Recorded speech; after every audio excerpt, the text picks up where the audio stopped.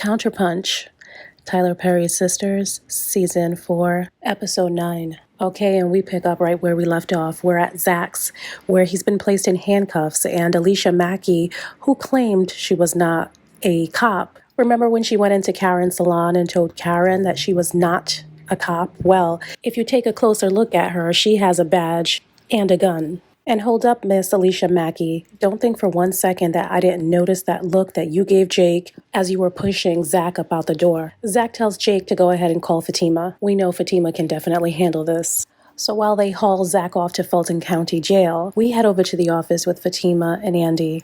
Andy admits that she loves her new penthouse and says that she thinks she is falling for Gary's tricks.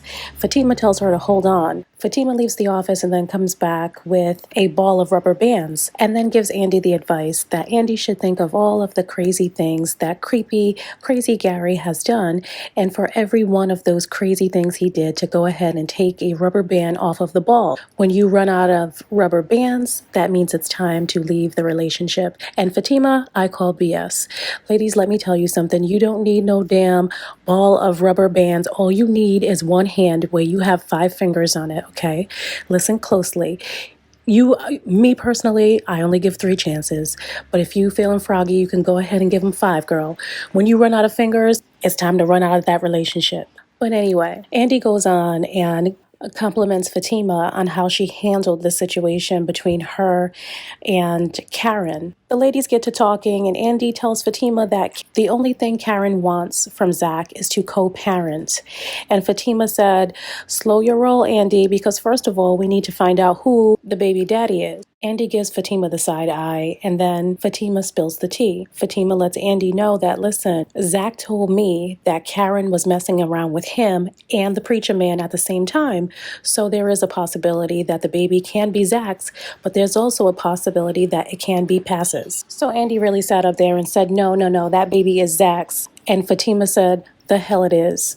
If anyone is going to be having Zach's baby, it will be me. Andy tells her to pump her brakes because she's talking about her friend. And speaking of that, do y'all think it's appropriate for Andy to be having this conversation with Fatima?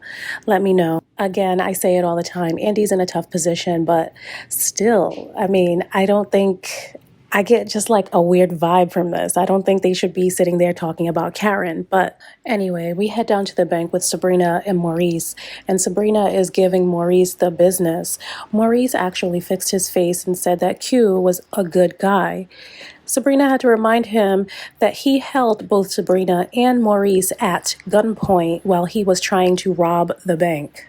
I don't know why Maurice's silly behind needed that reminder, but anyway, headed over to the airport where it looks like Danny took my advice and did not go out with that undercover cop. He comes up to her booth and says, hey, why'd you stand me up? And she said, well, you got my message. I'm just not ready. He then does what most creepy men that can't take rejection do. He starts to insult Danny and ask who hurt Danny. Danny said, listen, no one hurt me. I'm just not interested in your dusty behind. Now kick rocks, sir. He ends up leaving. Andy surprisingly calls Danny and asks Danny out for lunch. Danny's shocked and wants to know why.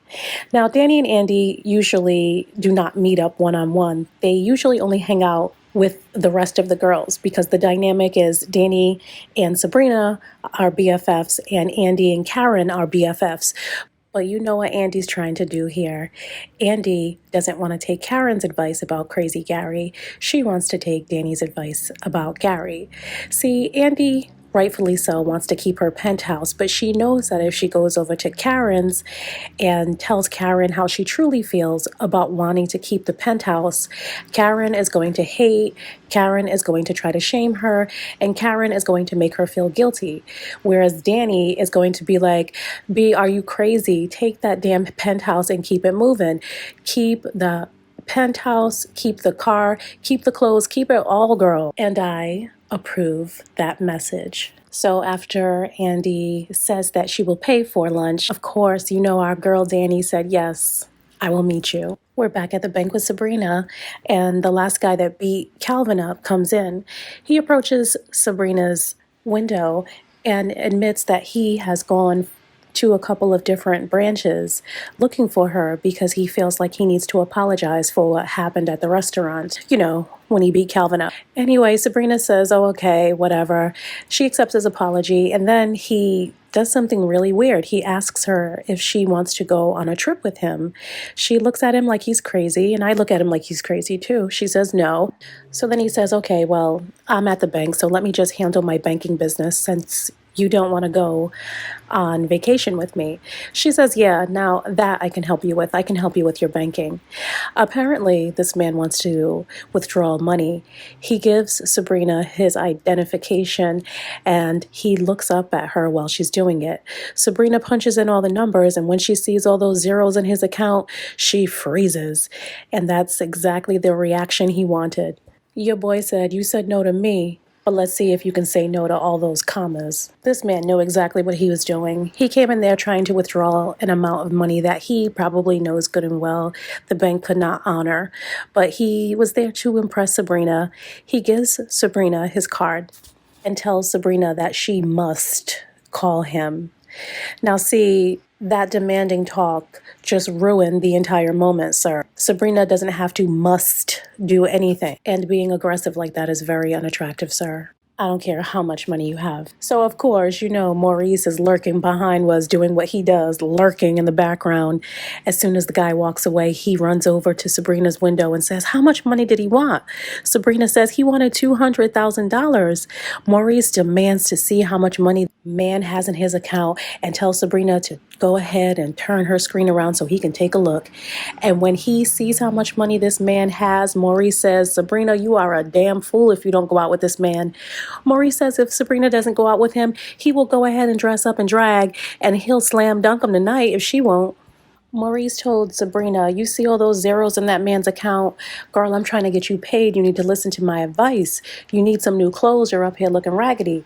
Now, I personally like the way Sabrina dresses. I think she dresses cute, but Maurice doesn't think so.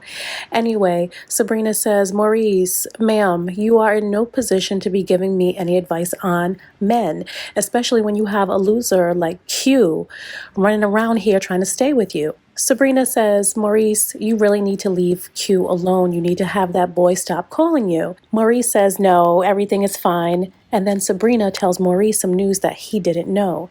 It seems that corporate thought that Maurice was in on the attempted robbery by Q because Maurice knows him. And one thing's for sure, there are definitely cameras outside of the bank. So corporate will definitely see that Q was hiding in them bushes this morning and jumped out when he saw Maurice. So Maurice really might lose his job messing around with Q. We're headed back over to the office with Andy and Tima. Tima tries to call Zach and doesn't get a response because, well, he's in jail. And apparently Jake never called Fatima. Fatima leaves Zach a message and tells him that she will be stopping by after she gets out of work. Before she leaves, she checks in with Andy and says, Andy, I noticed you never reached out to me to contact the movers to have your furniture moved back into your small little apartment. Andy then admits that she thinks she's going to keep the penthouse.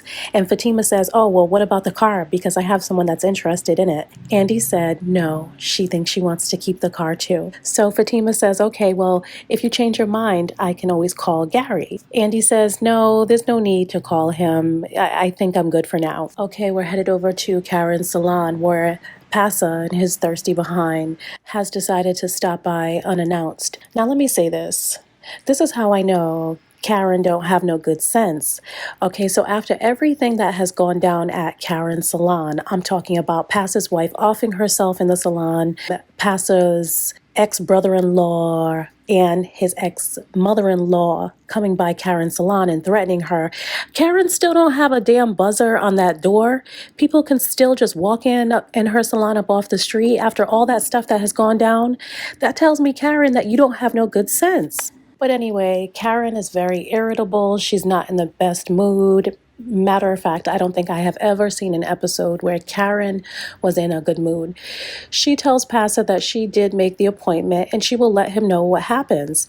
Pasa is being a little aggressive, so Karen is being a little bit, she got a little extra spiciness to herself, and she tells him to go ahead and kick rocks and go on about your business, sir. I will call you when I have some new info for you. So Pasa leaves, and nosy Pam says, well, what's wrong with Aaron? He didn't look so happy when he left.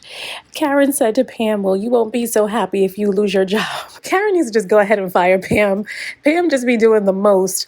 So anyway, Karen asks Pam, did that crazy woman come around here again looking for Zach? And Pam says, no, she didn't. So Pam says, well, I can call around and see if anyone knows anything about her to see what's going on. Karen tells Pam not to do it, but Karen really wants her to do it. Now, why do you think Karen is so concerned about Zach all of a sudden? You tell me. Karen then takes a look out the window and says, well, what's going on out there? They look out the window and notice that Pasa is sitting in his car crying in the parking lot. Karen goes outside to see if Pasa is all right. Now, let me tell you something. Karen is definitely better than me, because if I were in her shoes in this situation and I caught Pasa outside in his car crying, I would have quickly grabbed my phone and started recording him and then just put that on Snapchat so my family and the rest of my girls can see what I have to deal with this man. Everyone deserves a laugh. So... Pasa is this is so unattractive. This is so not manly. Anyway, he's sitting there crying because Karen was mean to him. I have to go back to my original question with Pasa. I want to know where your kids, sir. Where your kids? I just don't understand why you can be so emotional about Karen being pregnant and we don't ever see you with your kids. We don't hear you talk about your kids, sir. Where are your kids? I'm just saying, girl, this might be the reason why Karen really wants Zach to be the baby daddy and not Pasa. Maybe Pasa is really a deadbeat dad. So after a lot of begging and pleading, Pasa and Karen agree to one thing. Pasa don't need to call Karen. Karen said, don't call me, I will call you. We're back at the office with Andy. She gives Gary a call and says, Gary, did you bring my furniture back down to my apartment? Gary said, really, Heffa, why would you want IKEA furniture when I just hooked you up with a brand new penthouse full of Z Gallery? Andy fronts like she wants her stuff back. Gary is trying to convince her to meet up and have this conversation in person. Andy says no, hangs up the phone, and then slowly peels back one rubber band. So as Fatima's leaving for the evening, she runs into Hayden in the parking lot. And when I tell you that I rewound this part like a good 7 times, this part was so funny. Tima comes up behind Hayden and says, here, let me help you. Hayden starts trying to run in them crutches and he's yelling out, get your ass away from me, Tima. That part was so funny to me. So Hayden is doing what Hayden does. He's complaining to Fatima that she will do anything for Zach. And Tima said, listen, you don't know the half. Hayden said, yeah, what you did to me was really messed up. And Tima says, but did you die though? So Hayden decides that he is going to threaten Fatima by reporting her to HR. Fatima says, oh no, because you hit me and I can report you. You hit me, so that's why you got hemmed up. Fatima and Hayden go back and forth about who started what first. Fatima said, listen, you started with my man and you got punched in your nose. That was a counter punch for you starting with Zach. Hayden has all the excuses. So Fatima says, what is it? Do you need some type of attention from a woman? Let me go ahead and give you a few dollars so you can go buy yourself some attention. So Fatima says, listen, let me make myself very clear. If I hear one word about what happened between me and you in this parking lot, I'm going to make sure that what happens next to you will make your injuries that you have now feel like some type of spa treatment. She then told Hayden to make her laugh, called him a bugaboo, and acted like she was chasing him so she could see him try to run on them crutches. Hayden is so creepy to me. He just doesn't understand that Fatima does not want anything to do with him, and he just can't let it go. He is not only obsessed with Fatima, but now he's also obsessed and real jealous of Zach. Hayden needs to get some business because he has way too much free time on his hands. Now, mind you, Fatima has no idea that Zach is in jail at this very moment. I believe Hayden and Crazy Gary have something to do with Zach being down at the Fulton County jailhouse. We're headed over to Maurice's now. Calvin is just getting home. He opens the door to find a dusty Q sitting on the couch. Calvin is heated and he says to Q, "What the heck are you doing here?" Q says, "Oh, Maurice said I can come over here." Calvin said, "To hell with that." Oh my goodness, I hope Calvin does not get beat up again. So Calvin threatens to call Maurice. Q says, "Oh, he's on his way home." Calvin said, "Yeah, okay, I'm calling him anyway." They get Maurice on the phone. Maurice is like, "What the hell is he doing there? No, I didn't tell him he can stay." Calvin puts Maurice on speaker so that Q talk to Maurice. Maurice makes it clear that he told Q he could not stay there. They decide they will talk things through when Maurice comes home.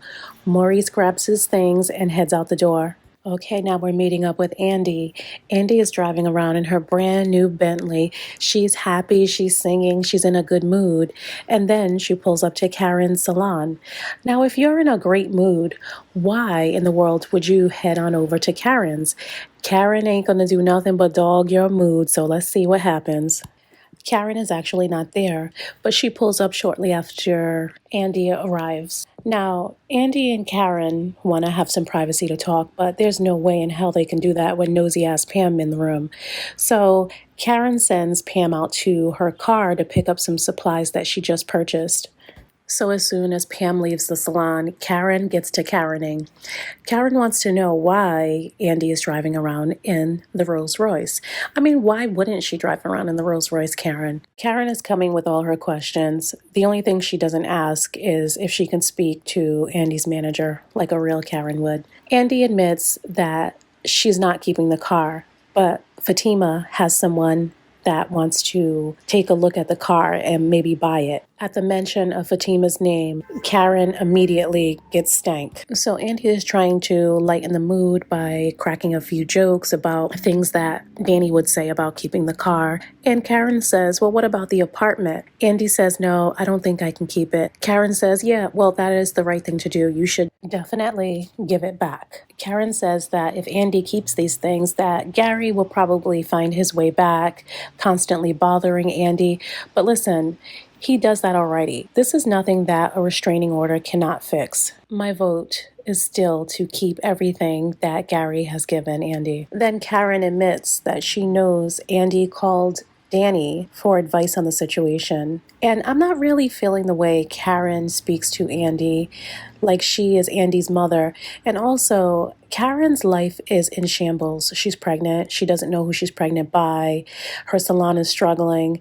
I mean, I just don't know where she gets off thinking that she can judge Andy. And I know that they're friends, but I don't know. What do y'all think? Whenever I see Karen speaking on Andy's situation, it always seems like she's hating. It seems like there's some type of jealousy behind the advice that she gives. And I also don't like the way Andy seems to bow down to Karen. It seems like Andy knows that Karen will be judging her about any decision that she makes.